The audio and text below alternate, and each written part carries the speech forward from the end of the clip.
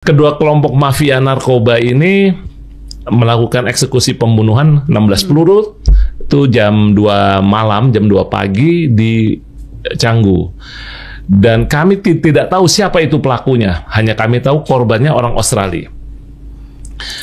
Kami bisa ungkap hanya dalam waktu 5 hari, alhamdulillah.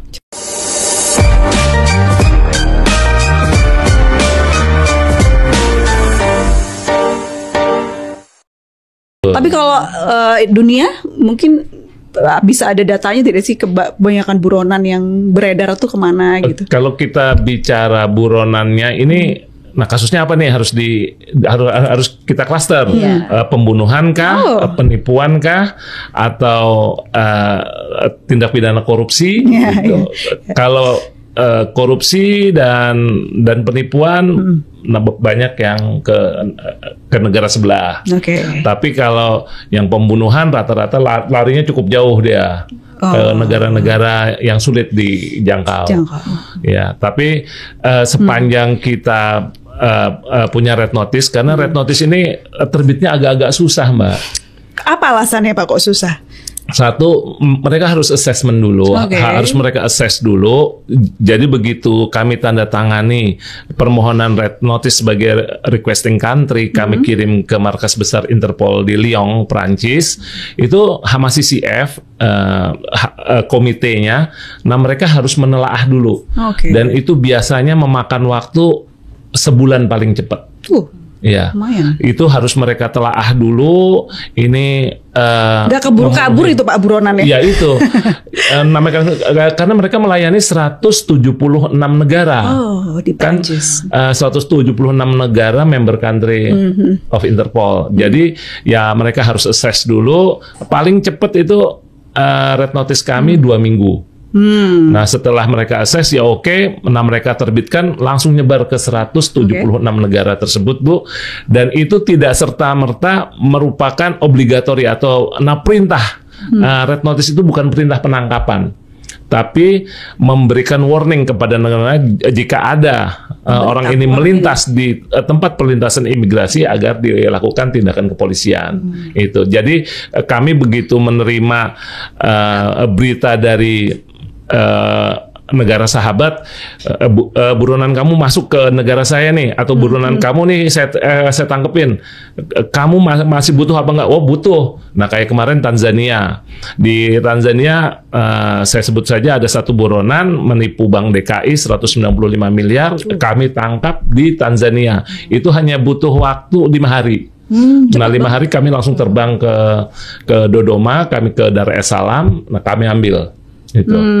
Dan tapi kita untuk bondingnya sama mereka, ya tetaplah kita ada ya istilahnya ya merchandise lah buat buat mereka, ya buat teman-teman. Saya jadi penasaran, tadi kan disebutkan ada yang cepat, ada yang lama 8 tahun, ada yang ya terlepas dari birokrasi dan tadi juga koordinasi antar negara. Sebenarnya apa sih faktor-faktor yang membuat buronan ini bisa cepat ditangkap dan tidak?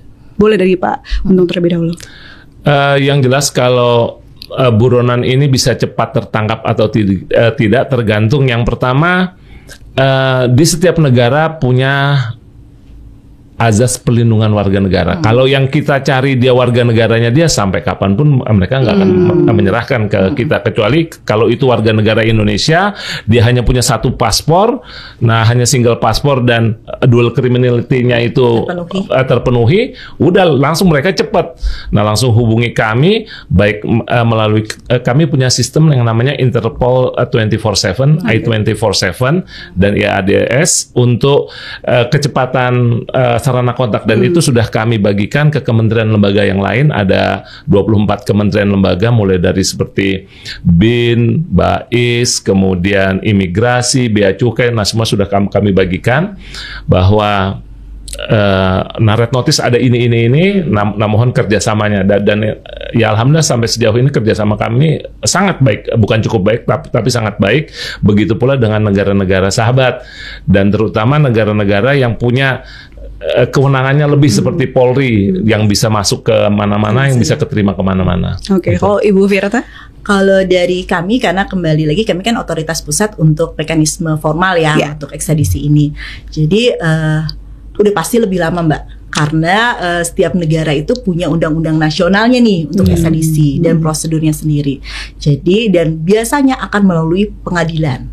Jadi ada putusan atau penetapan pengadilan dulu nih untuk dapat atau tidaknya diekstradisi. Itu yang pertama. Lalu yang kedua, ada beberapa negara yang putusan akhirnya di pengadilan, ada yang di eksekutif. Seperti Indonesia, putusan akhirnya adalah di presiden. Jadi setelah ada penetapan pengadilan, ada lagi nih keputusan presidennya. Gitu. Lalu ada tadi mekanisme banding. Nah, kalau misalkan dari buronan yang melakukan perlawanan, itu di beberapa negara seperti Australia itu ada bisa berkali-kali banding untuk proses ekstradisi ini. Tapi ada di Singapura hanya 1 kali banding. Kalau Singapura maksimal 2 tahun katanya. Kalau di Australia tadi bisa sampai 8 tahun. Lalu juga tantangannya berikutnya adalah negara yang mempersyaratkan harus ada perjanjian bilateral. Tapi sebenarnya ya, Bapak dan Ibu, kalau kita bicara general mengenai buronan ini kan mereka yang melanggar hukum begitu kan, lari ke luar negeri. Berarti kan tidak menutup kemungkinan mereka juga akan melakukan hal yang sama di negara tersebut kan. Jadi ya seharusnya semua negara di dunia saling bekerja sama ya untuk bisa melakukan ini. Nah, makanya teman-teman, ini kenapa rahasia banget dan misterius. Nah, sesusah ini ternyata. Nah, saya penasaran ini, ada keterbatasan anggaran nggak Bu untuk ini? Jujur sih ya Mbak ya. Karena anggaran ekstradisi ini kembali tadi kami sudah sampaikan ada terjemahan Mbak. Nah, terjemahannya itu nggak hanya ke satu bahasa Inggris aja. Kadang kayak kemarin minta di bahasa Arab atau minta bahasa mana lagi, misalkan nanti Itali, mungkin bahasa Itali juga ya Pak ya. Ya, nah ini juga kan Buongiorno juga. Nah, itu. Terus juga untuk casework, karena kan kita juga harus memberikan pemahaman nih kepada pihak otoritas di luar negeri. Ini loh yang kami maksud, ini loh unsur dual criminality-nya, ini loh kenapa kita anggap sebagai tindak pidana. Itu kan juga perlu dijelaskan. Jadi bahasa persuasifnya harus tepat ya, supaya tidak dua kali gitu. Betul. Untuk ngirimnya Mbak nih buronan nih kalau udah selesai, udah bisa dikabulkan permohonannya. Nah, ini kan kita perlu ambil nih kan dari negara tersebut. Nah, ini pakai apa Mbak? Belum lagi kalau di belahan dunia lain ya Bu. Berapa kali ini seperti itu. Terus pengawalan kan Mbak. Nah, yang awal kan berarti harus dari kepolisian nih kan. Nggak mungkin dari Kementerian Hukum ngawal sendiri gitu kan. Jadi banyak dan ribet sekali ya kalau kita orang awam melihat ya ini saja yang dengar waduh gitu. Tapi memang Bapak dan Ibu adalah orang yang tepat berada di tempat yang tepat gitu. Orang awam taunya kalau udah di sini aja di sini. Udah nih udah berhasil. Nah, saya bisa kasih contoh satu ya Bu ya, Mbak April. Kejadian penembakan di Bali. Sebetulnya ini perang antar geng narkoba Australia. Tapi hanya minjem lokus deliktinya di Bali dan ke tempat Ibu juga akhirnya. Kedua kelompok mafia narkoba ini melakukan eksekusi pembunuhan 16 peluru itu jam 2 malam, jam 2 pagi di Canggu. Dan kami tidak tahu siapa itu pelakunya, hanya kami tahu korbannya orang Australia. Kami bisa ungkap hanya dalam waktu 5 hari, alhamdulillah. Akhirnya ketangkep di wilayah Tangerang. Dia mau nyebrang ke Batam. Nah, yang 2 lagi sudah sampai di Kamboja. Saya telepon teman Kamboja. Nah, Kamboja, tolong. Nah, ciri-cirinya begini-begini. Nah, tolong sebentar lagi pesawatnya mendarat. Tahan dulu, saya jemput. Mbak mau tahu tingginya berapa mereka pelakunya? 2,5 meter. Wow, main basket juga. Iya, 2,5 meter. Itu dari orang-orang Maori. Gitu. Dan tertangkap itu ya Pak ya? Tertangkap tiga-tiganya, hanya 5 hari. Mereka sebenarnya sederhana ya Pak tadi itu ya, cara mereka melarikan diri. Tapi kan zaman sudah canggih, perkembangan juga sudah luar biasa. Nah, ini bagaimana Bapak melihat perkembangan operandi yang buron kabur itu seperti apa? Dan sudah diatur belum sih di Indonesia? Masuk undang-undang nggak mengenai perkembangan ini? Jadi memang perkembangan kejahatan ini kan luar biasa Bu. Mulai dari dulu kita belum pernah tahu tuh yang namanya uang elektronik atau kita bicara tentang kripto aja. Nah, tentang Bitcoin nggak ada yang tahu. Tapi sekarang semua transfer mulai dari judol, mulai dari online scam, love scam, nah semua menggunakan mata uang kripto. gitu. Bahkan mungkin buronan juga transaksinya melalui kripto ya. Nah karena susah begitu mereka transaksi masuk USDT, dia masuk ke wallet, nah sudah menyebarnya cepat dan hitungannya hanya detik. Ya. Kadang bribe aja juga bisa ini ya Pak ya. Bribe aja bisa tidak langsung kayak model dulu langsung di uang, ya bukan uang cash muter dulu ke dalam transaksi-transaksi fiktif ya Pak ya. Betul. Biasanya kayak gitu. Apalagi kalau dia sudah masuk ke money laundering, kita mengejar pidana asal maupun kita tracingnya follow the money-nya itu. Uangnya itu dari mana diputer-puter dulu. Sudah canggih mereka, sudah tahu. Dari pemerintah sudah mulai diolah belum sih Bu mengenai aturan ini? Sudah sih Mbak. Gitu, sampai mana sekarang? Kami kan juga melihat perkembangan yang ada ya. Kalau Prof Edi, Pak Wamen juga kan bilang kalau KUHP itu lagi dimodernisasi kan untuk salah satunya. Nah ini juga dalam upaya untuk memodernisasi perangkatnya lainnya nih, itu Undang-Undang 179. Karena kan di dalam 179 sendiri juga ada list of crime Mbak. Nah ini juga jadi lampiran sih di dalam 179. Nah ini memang juga perlu untuk dimodernisasi. Nah ini kita memang sudah dalam pembahasan antar kementerian untuk penyusunan naskah urgensi dan lain-lainnya terkait dengan hal ini. Dan juga tadi sudah saya sempat singgung di awal, di 179 itu baru mengakomodir 2 APH, yaitu dari kepolisian dan kejaksaan sebagai kompeten authority yang dapat mengajukan permintaan MLA. Karena pada tahun 1979 belum ada KPK kan Mbak gitu. Nah ini salah satunya juga perlu diakomodir juga di dalam Undang-Undang 179 ini. Belum ada KPK, belum ada juga penyidik APH-APH yang ada di OJK ya Pak ya. Atau juga yang ada di PPNS itu juga belum terakomodir. Jadi perlu dirumuskan lagi ya Bu ya, secara matang supaya prosesnya pun berjalan dengan lancar. Kalau dari Pak Untung sendiri ada usulan tidak nih? Tadi kan disebutkan bahwa ini hukum ini ketinggalan nih. Kira-kira yang harus dikejar apa saja? Yang pertama ya perangkat hukumnya, yang jelas ya harus diharmonisasi lah dari. Nah kita sudah tertinggal. Nah yang kedua yang nggak kalah penting sebetulnya kapasitas dan kompetensi dari yang mengawaki, baik dari anggota Polri, kejaksaan, nah perangkat hukum lainnya, bahwa ya mereka harus tahu yang namanya blockchain apa sih blockchain. Nah jangan sampai bingung juga apaan nih gitu. Googling dulu belum ngerti.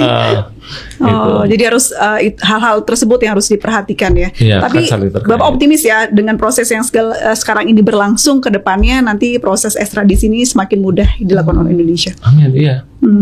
Kalau dari Ibu sudah ada bahasan-bahasan yang masuk tidak sih terkait yang disampaikan oleh ya Mbak, karena kan kita kan selalu untuk rapat antar kementerian ya Mbak ya gitu untuk perumusan ini gitu. Naskah urgensi juga sebenarnya sudah ada draftnya, tapi memang harus dibahas kembali juga. Nah masukan-masukan juga apalagi kan juga dalam pembentukan peraturan perundang-undangan meaningful participation juga jadi salah satu aspek gitu.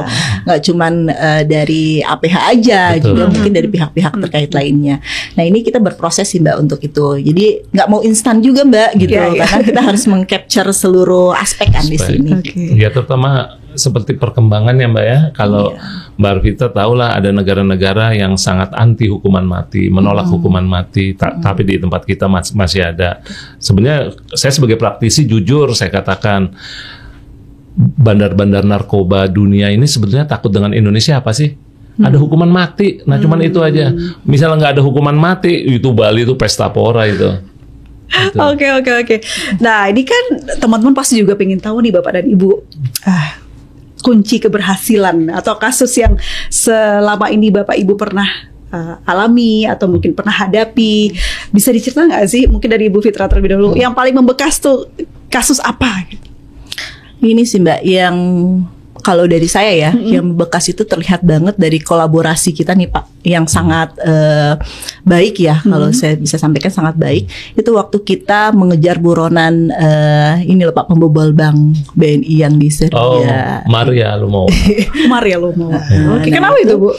Karena itu terlihat bentuk kolaborasinya gitu antara kementerian lembaga itu sangat erat lah di sini. Bahkan kompak juga gitu ya kompak dan juga respon dari pemerintah Serbia pun juga sangat kooperatif gitu terhadap permintaan kita gitu. Jadi lagi COVID lagi Mbak pada waktu itu Mbak. Itu yang 3 bulan tadi ya Bu ya? Ini kurang dari 1 tahun sih. Kurang dari 1 tahun. Itu hitungannya cukup cepat ya? Cukup cepat, betul. Oke. Dengan waktu itu kondisi juga lagi COVID pada saat itu dengan karantina ya Pak. Iya. Maria Pauline Lumawaya. Iya, betul. Itu itu yang paling membekas ya. Iya, buat karena Ibu. cukup prosesnya sangat smooth lah untuk itu. Kolaborasinya juga sangat intens, juga respon dari pemerintah sananya juga sangat baik seperti itu. Oke, kalau Bapak ada Kalau atau banyak nih jangan Bapak ini? Iya, kalau saya banyak bener. Maka sampai tapi ya terus terang saya sangat berterima kasih sama Bu Firta karena kami kerjasamanya baik benar dan saya juga sudah menginfokan kita udah kalah berapa kosong nih sama Filipina nih.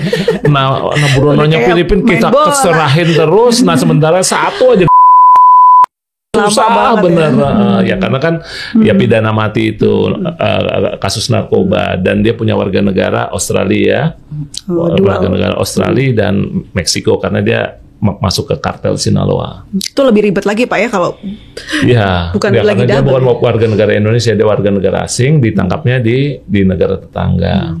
Ada lagi Pak yang lain? Banyak ya.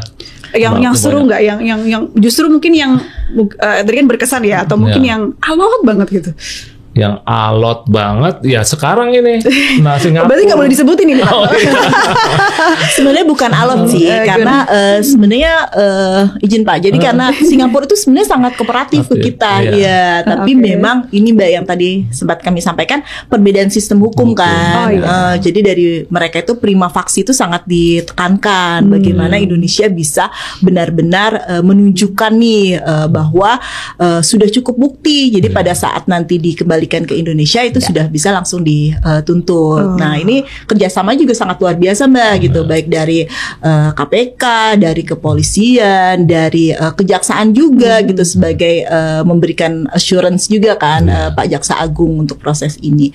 Itu jadi memang keberhasilan dari mekanisme ekstradisi ini karena kembali lagi G2G. Jadi yang dibawa bukan kepolisian, bukan kejaksaan, bukan Kementerian Hukum sebagai otoritas pusatnya iya, tapi ini bawanya adalah permintaan Indonesia. Jadi benar-benar Indonesia terhadap misalkan negara A, negara B atau negara C. Makanya tadi benar-benar bisa barter ya untuk sektor apapun terkait buronan ini. Nah kebetulan kami kan punya forum Mbak.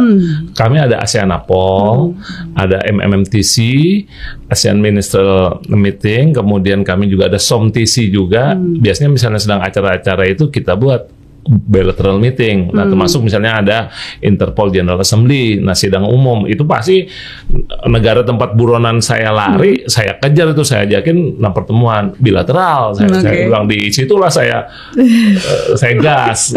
Soal kejar-mengejar ya, yang Pak Untung singgung. Kalau police to police apa sih tingkat keberhasilannya untuk berhasil mengejar buronan gitu Pak? Tingkat keberhasilannya ya alhamdulillah misalnya kami ukur dengan angka mungkin 80% ya. Karena seperti 2 malam yang lalu tanggal 27 Agustus kemarin kami juga baru nangkap 5 buronannya Sri Lanka atas permintaan NCB Colombo, pelaku pembunuhan dan perdagangan senjata api kami tangkap tanggal 27 itu di apartemen ARK. Nah 5 orang dan besok sudah kami terbangkan ke Colombo. Jadi faktor keberhasilan dari mekanisme police to police cukup banyak ya Pak ya. Apa saja yang membuat itu sampai tinggi banget 80% tadi? Nah karena kami kerjasama dengan satuan wilayah, kebetulan Polri ini kan menganut sistem kepolisian nasional. Nah jadinya chain of command-nya, rentang hierarkinya dari markas besar sampai ke tingkat wilayah ya satu kata itu. Nah itulah yang membuat, yang membuat kami mudah. Nah karena kami mendeliver. Nah tolong tangkepin ini, ini datanya ini. Nah orangnya di sini kita proyeksikan dia ada di sini. Gitu. Kalau dari sisi ekstradisi Bu, kunci keberhasilannya apa saja? Kalau dari sisi pemerintah ya Mbak ya, kerjasama G2G ini sebenarnya bukan soal angka ya Mbak ya, tapi lebih ke arah negara hadir di sini. Jadi kita turut mendukung nih penegakan hukum di Indonesia ini. Bagaimana Indonesia itu negara, pemerintah ini bisa mengejar pelaku buronan sebagai bagian dari responsibility kita gitu. Jadi tanggung jawab negara hadir di sini seperti itu. Baik, jadi kalau dari ekstradisi atau dari pemerintah itu cerminan ya Bu ya, kalau negara ini hadir di sini dan alhamdulillahnya sudah beberapa kasus yang sudah berhasil diekstradisi ke Indonesia dan untuk melanjutkan proses hukumnya di Indonesia. Itu kan lebih ke arah bonusnya nih Mbak, gitu. Bonusnya untuk membantu pelaksanaan tugas dari para APH di sini. Kita jadi tercerahkan nih teman-teman oleh Bapak Untung dan juga Ibu Firta. Nah, boleh Bu terakhir dan Bapak untuk penutup closing statement mengenai ekstradisi ini apa yang ingin disampaikan? Boleh dari Ibu Firta terlebih dahulu. Baik, terima kasih Mbak. Jadi harapannya melalui podcast kita pada pagi hari ini, pada sore hari ini, semakin memberikan gambaran kepada masyarakat bahwa ekstradisi itu bukan proses instan gitu. Banyak mekanisme yang dilalui dan tantangannya, dan bukan berarti negara itu hanya diam pada saat pelaku buronan ini lari ke luar negeri. Nah, ada mekanisme kerjasama antar negara inilah melalui ekstradisi, di mana keberhasilan ekstradisi kembali lagi bukan hanya dalam satu institusi tertentu, tapi satu kesatuan. Jadi baik dari APH, dari Kementerian Hukum selaku otoritas pusat, dan juga dari Kementerian Luar Negeri sebagai saluran diplomatiknya. Ini juga menunjukkan bahwa kolaborasi pemerintah ini, institusi antar pemerintah ini berjalan dengan baik seperti itu. Baik. Terakhir Bapak silakan. Dari kami closing statement khususnya pada para pelaku tindak pidana, jangan kira kalian lari ke luar negeri akan aman. Iya, betul. Gitu. Kami tetap kejar kemanapun. Begitu pula orang luar yang akan lari ke Indonesia, jangan kira Indonesia menjadi surga tempat pelarian. Nah, kapan tertangkap hanya tinggal tunggu waktu. Baik, selalu mempersempit ruang celah. Sempit ruang celah banget. Ya, dari pembicaraan ini teman-teman semua kita bisa tangkap gitu, kita belajar bahwa ekstradisi itu bukan hanya prosedur hukum semata, tapi juga menjadi arena diplomasi, koordinasi antar lembaga, dan juga cerminan bahwa negara ini serius loh hadir untuk menegakkan keadilan. Seperti yang dikatakan oleh Pak Untung tadi, buronan boleh pergi, tapi hukum akan mencari jalannya. Saya Aprilia Putri pamit, sampai jumpa di episode selanjutnya. Terima kasih. Terima kasih Mbak April.